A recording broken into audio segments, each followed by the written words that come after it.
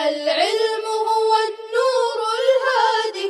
والمفتاح لكل الخير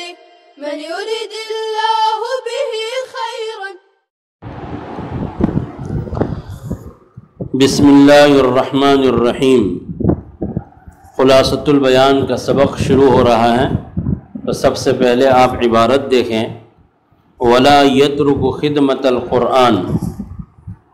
فَإِنَّ فِيهَا الْخَيْرَ وَفِي تَرْكِهَا خَوْفَ النِّسْيَانِ.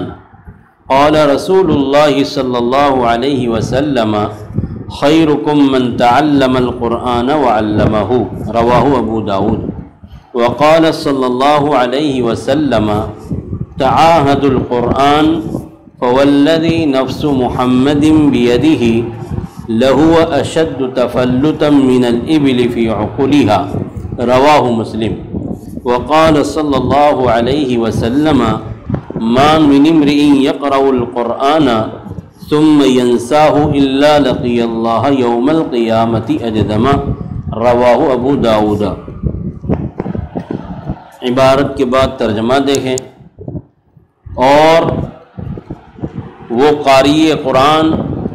قرآن کی خدمت کو ترک نہ کرے، اس لیے کہ قرآن کریم کی خدمت میں خیر ہے، بھلائی ہے،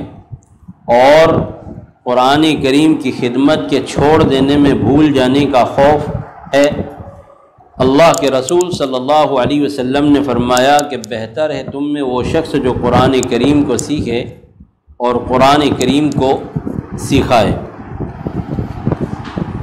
اب یہاں تک ہمارا سبق گزشتہ مکمل ہو گیا تھا. وقال صلی اللہ علیہ وسلم تعاہدوا القرآن سے سبق ہمارا اگلا باقی ہے. تو گزشتہ سبق کے آخر میں آپ کو اس بات کی طرف جو ہے اللہ کے نبی علیہ السلام کے فرمان کے حوالے سے بتائی گئی تھی کہ قرآن کریم یہ اللہ تبارک و تعالیٰ کا مقدس اور پاکیزہ کلام ہے، اور اس کے ایک ایک حرف کے پڑھنے اور پڑھانے میں ثواب ہے کہ ایک حرف کے بدلے ایک نیکی، اور ایک نیکی کا ثواب 10 نیکیوں کے برابر ہے. اسی لیے علماء نے لکھا ہے کہ فضیلت قرآن کے سلسلے میں اگر صرف یہی روایت ہوتی، یعنی خیرکم من تعلم القرآن وعلمہ، اور اس کے علاوہ دیگر فرامین نبوی اور دیگر احادیث اور روایات اگر نہ بھی ہوتی، تو بھی فضیلت قرآن کے لیے یہ ایک روایت کافی تھی کہ خیرکم من تعلم القرآن وعلمہ. پھر آگے جو ہے وقال صلی اللہ علیہ وسلم سے ایک دوسرا فرمان بیان کر رہے ہیں اللہ کے نبی علیہ السلام کا، صاحب کتاب علیہ الرحمہ، تعاہدوا القرآن، کہ قرآن کریم کو مضبوطی کے ساتھ پکڑ لو. یعنی کیا؟ کہ قرآن کریم کے پڑھنے اور پڑھانے میں ہمیشہ مشغول رہیے، اور قرآن کریم کے پڑھنے اور پڑھانے، تعلیم اور تعلم کے مشغلے کے ساتھ آپ اپنے آپ کو مشغول رکھیے، اور قرآن کریم کی خدمت کرتے رہیے. اس لیے کہ جب تک آپ قرآن کریم کی خدمت کرتے رہیں گے، قرآن سے آپ کا رابطہ باقی رہے گا. اس طریقے سے قرآن کریم کی تعلیمات اور قرآن کریم کے پڑھنے پڑھانے کی جو کیفیات ہے وہ سب کے سب محفوظ رہے گی، اور آپ اس طریقے سے قرآن کو اپنے سینے میں، اپنے قلب میں، اپنے اور باعتبار پڑھنے کے جو ہے اپنی زبان اور جبڑے سے کے اعتبار سے، ادائیگی کے اعتبار سے اس کو محفوظ رکھیں گے. اس لیے اللہ کے نبی نے فرمایا کہ تعاہدوا القرآن، قرآن کو مضبوطی کے ساتھ پکڑو. اللہ کے نبی علیہ السلام کے فرمان میں تو کوئی شک اور شبہ نہیں ہے، لیکن اس کے باوجود اللہ کے نبی علیہ السلام اپنے اس فرمان کو قسمیہ بیان کے ساتھ مزید مؤکد طریقے سے بیان کر رہے ہیں کہ فوالذی نفس محمد بیدی، قسم اس ذات کی جس کے قبضے قدرت میں محمد کی جان ہے، کہ یہ قرآن کریم اپنی نکیر میں بندھے ہوئے اونٹ سے بھی زیادہ تیزی کے ساتھ بھاگنے والا ہے. یعنی اونٹ جو ہے جب نکیر میں بندھا ہوا ہوتا ہے اور کسی وجہ سے جو ہے وہ اپنے مالک سے ناراض ہو کر یا کسی پریشانی اور مصیبت کی وجہ سے جب وہ غصہ ہو کر بھاگ جاتا ہے تو اتنا زیادہ تیزی کے ساتھ بھاگتا ہے کہ اس کو پکڑنا، اس کو حاصل کرنا، اس کو تلاش کرنا مشکل ہو جاتا ہے۔ اسی لیے حافظ ابن حجر عسقلانی رحمۃ اللہ علیہ نے اپنے بخاری شریف کی شرح فتح الباری میں لکھا ہے کہ یہاں پر اونٹ کو جو تخصیص کے ساتھ، اونٹ کو خصوصیت کے ساتھ جو بیان کیا گیا ہے مثال میں، کہ اس وجہ سے کہ اونٹ ایک ایسا جانور ہے کہ جو بہت ہی زیادہ جو ہے تیزی کے ساتھ بھاگنے والا ہوتا ہے، کب جب کہ وہ کسی مصیبت پریشانی کی وجہ سے غصہ ہو کر بھاگ جائے، تو اس کو جو ہے تلاش کرنا اور حاصل کرنا، ڈھونڈنا بڑا مشکل ہو جاتا ہے۔ تو ایسے ہی قرآن کریم بھی ہے کہ قرآن کریم اللہ تبارک و تعالیٰ کی مدد اور توفیق سے یاد ہو جاتا ہے، اور اللہ کی توفیق سے خدمت قرآن کی مصروفیت حاصل ہو جاتی ہے۔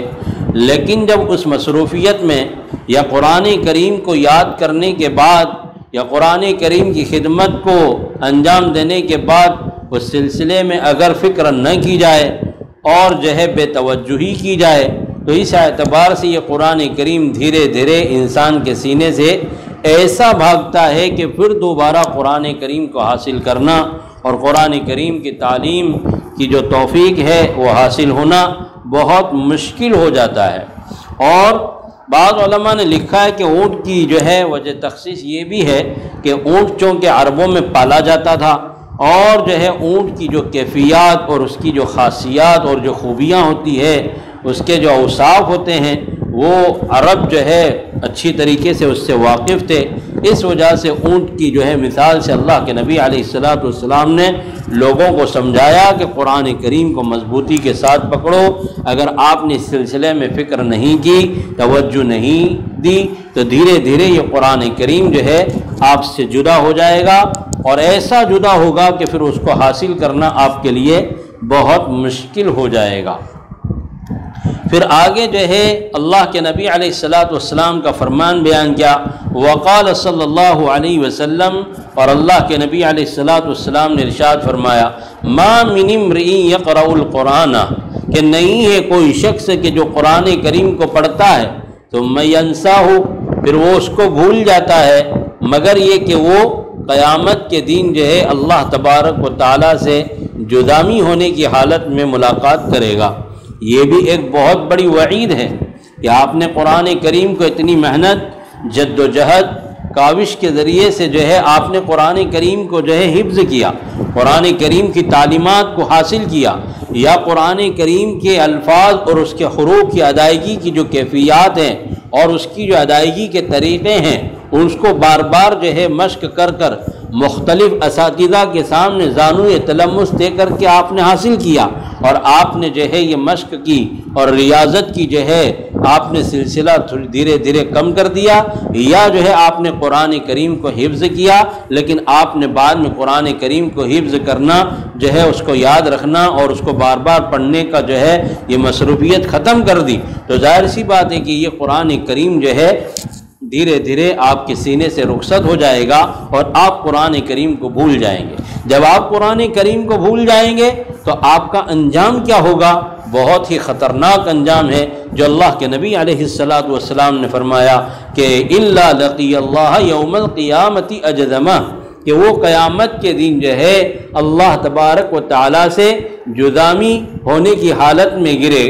ملاقات کرے گا۔ جدامی کہتے ہیں کہ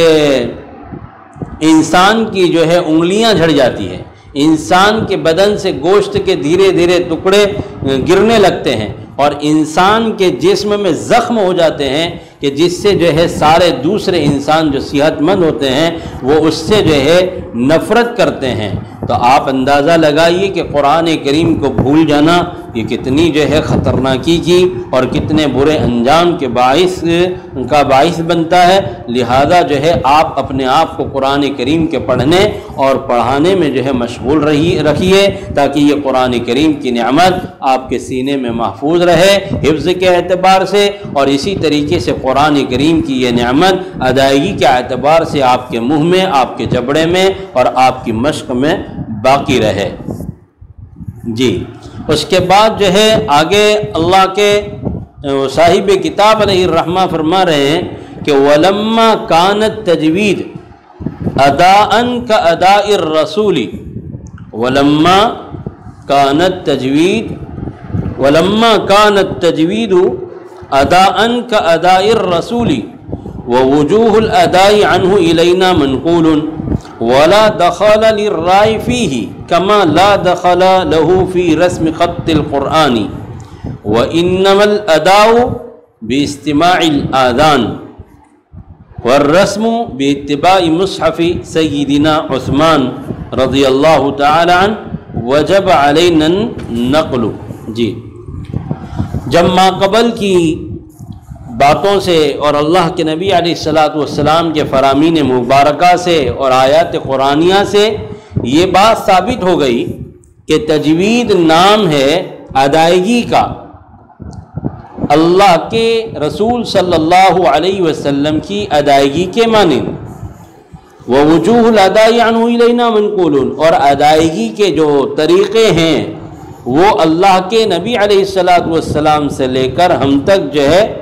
منقول ہے، نقل ہوتے چلے آ رہے ہیں۔ ولا دخل للرائے فیہ، اور وجوہ ادا میں ادائیگی کے طریقوں میں جو ہے رائے کا کوئی دخل نہیں ہے، جیسا کہ رائے کا کوئی دخل نہیں ہے قرآن کریم کے رسم الخط میں، اور ادائیگی تو نام ہے کانوں سے بغور سننے کا، اور رسم نام ہے سیدنا عثمان غنی رضی اللہ تعالیٰ عنہ کے مصحف کی اتباع کا۔ جب ایسی بات ہے وجب علینا النقل، تو ہم پر نقل کرنا واجب ہو گیا۔ جی، اب یہاں سے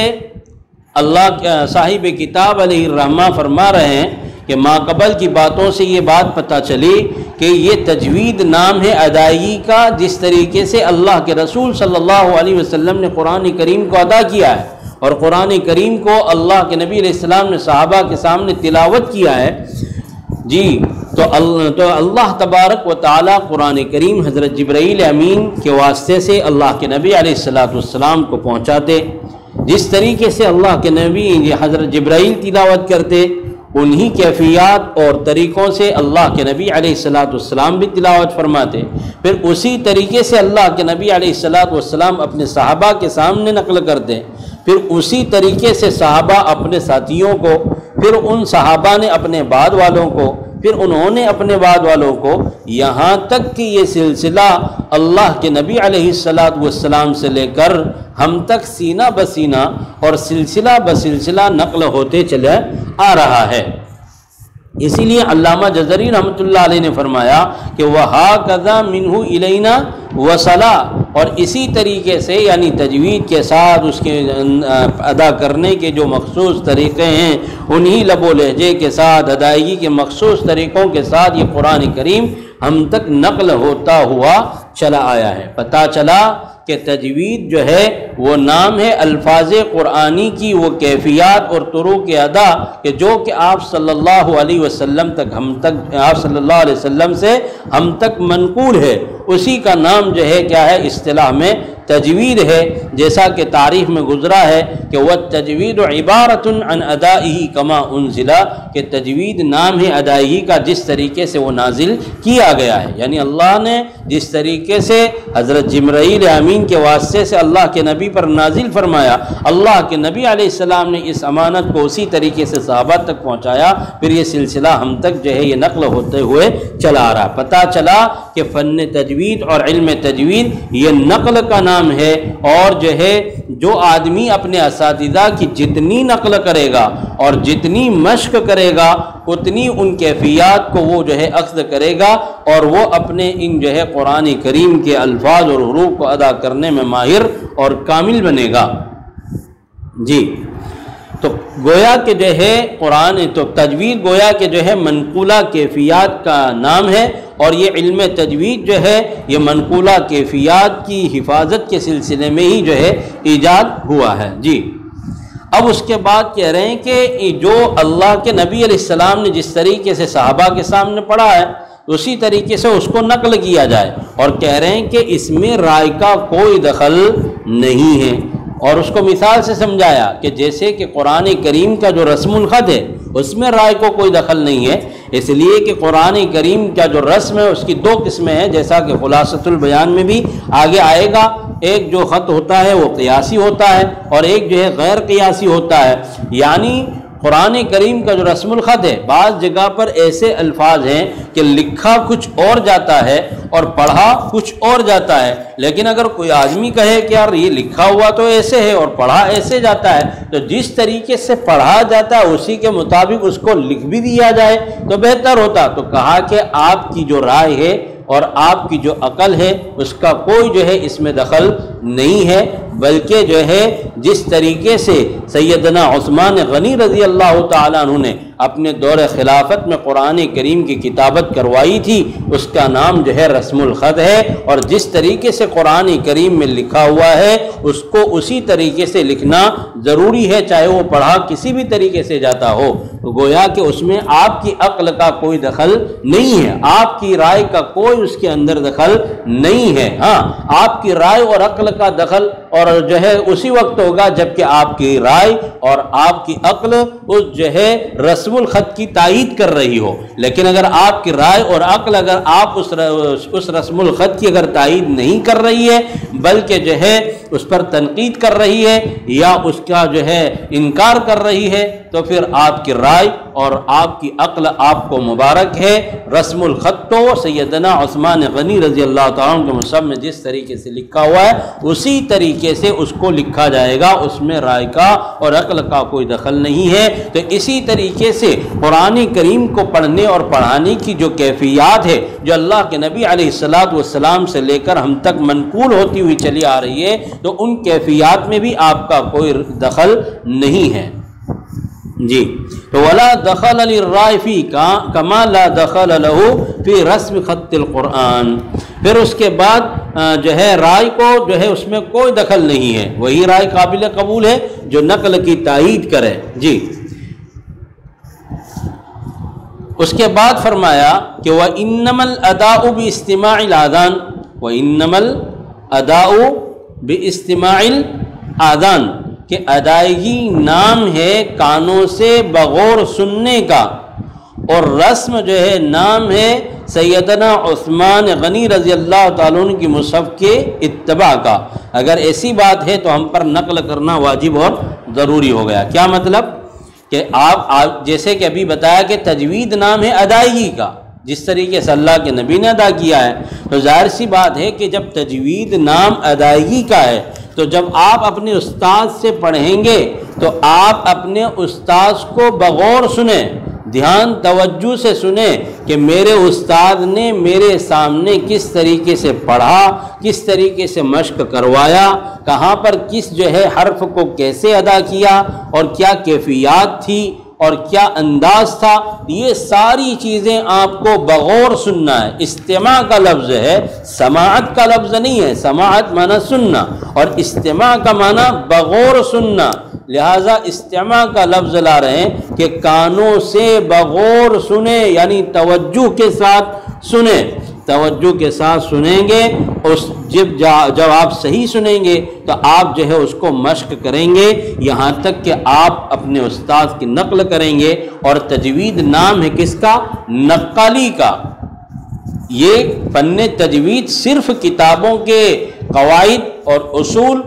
اور مخارج اور صفات کو علمی طور پر پڑھ لینے سے نہیں آئے گا، بلکہ فن تجوید نام ہے کس کا؟ نقل کا۔ آپ اگر اپنے استاد کی نقل کریں گے تو آپ اپنے جو ہے علم میں اور آپ اپنے مقصد میں کامیاب ہے، لیکن اگر صرف آپ کتابوں سے علم تجوید حاصل کریں گے تو یہ قیامت کی صبح تک بھی ممکن نہیں ہے۔ اسی لیے جو ہے کسی نے کہا ہے کہ وَمَن يَكُنُ آخِذًا لِلْعِلْمِ مِنْ صُحُفِ فَعِلْمُهُ عِنْدَ أَهْلِ الْعِلْمِ كَالْعَدَمِ، کیا کہا؟ کہ جو آدمی علم کو کتابوں سے حاصل کرتا ہے تو اس کا علم اہل علم کے نزدیک کالعدم ہے۔ گویا کہ علم تجوید صرف کتابوں سے حاصل نہیں ہوگا بلکہ اس کے لیے اساتذہ کے سامنے زانوئے تلمس طے کرنا ہوگا، ان کی مشق کو، ان کے پڑھنے کو بغور سننا ہوگا، اس کی مشق اور نقالی کرنی ہوگی، جب یہ علم آپ کو حاصل ہوگا۔ اسی طریقے سے خزینۃ الاسرار میں ہے کہ اقول نصف العلم فی الکتاب و نصف الآخر فی فم الشیخ، کہ آدھا علم کتاب میں ہے اور دوسرا آدھا علم جو ہے شیخ کے جبڑے میں ہے، یعنی شیخ کے جبڑے میں سے آپ جتنا اخذ کریں گے کہ انہوں نے کس حرف کو کیسے ادا کیا، حروف مدہ کو کس طریقے سے ادا کیا، مد کو کیسے ادا کیا، ضاد اور جو ہے خا اور یہ جتنے بھی حروف ہیں کس طریقے سے ان کی کیفیات تھی، ایک ایک چیز کو حاصل کرنا ضروری ہے، اس کے بعد جو ہے یہ آپ کو علم جو ہے حاصل ہوگا۔ تو گویا کہ صاحب کتاب علیہ الرحمہ نے یہاں پر بہت ہی اہم بات بیان فرمائی ہے کہ آپ یہ دیکھیے کہ تجوید جو ہے یہ ادائیگی کا نام ہے، جس طریقے سے اللہ کے نبی نے ادا کیا، اور اسی طریقے سے رسم الخط یہ سیدنا عثمان غنی رضی اللہ تعالیٰ عنہ کے مصحف کی اتباع کا نام ہے۔ تو پتہ چلا کہ علم رسم جو ہے خط کے استاد سے اخذ کرنے میں اس کو آنکھ اور ہاتھ کا دخل ہے، کہ آنکھ سے جس طریقے سے وہ رسم کو دیکھے گا اسی طریقے سے اپنے ہاتھ سے اس رسم کو کیا کرے گا، لکھے گا۔ اور علم تجوید میں کان اور جبڑوں کا کیا ہے، دخل ہے۔ اسی لیے علامہ جزری رحمۃ اللہ علیہ نے فرمایا کہ وَلَيْسَ بَيْنَهُ وَبَيْنَ تَرْكِهِ إِلَّا رِيَاضَةَ امْرِئٍ بِفَقِّهِ، کہ تجوید اور ترک تجوید میں کوئی فرق نہیں ہے بجز اس کے کہ آدمی کا اپنے جبڑوں سے جو ہے مشق کر دینا چھوڑ دینا ہے، اپنے جبڑوں سے مشق کر دینا، مشق کو چھوڑ دینا ہے۔ تو آپ ظاہر سی بات ہے کہ مشق کو چھوڑ دیں گے تو دھیرے دھیرے یہ علم آپ سے ختم ہو جائے گا۔ لہذا آپ اس علم کے ساتھ ہمیشہ اپنے آپ کو وابستہ اور مربوط رکھیں، تو اس طریقے سے یہ علم آپ کے سینے میں محفوظ رہے گا۔ اللہ ہم سب کو خدمت قرآن کے لیے قبول فرمائے اور اس علم کو ہمیشہ کے لیے ہمارے سینوں میں محفوظ فرمائے۔ یہاں تک ہمارا سبق ابھی ختم، اگلا سبق انشاءاللہ جو ہے والاسناد فی القرآن فالاسناد من الدین سے اگلا سبق انشاءاللہ شروع ہوگا۔ السلام علیکم ورحمۃ اللہ وبرکاتہ۔ ولا تعجل بالقرآن من قبل أن يقضى إليك وحيه وقل رب زدني علما۔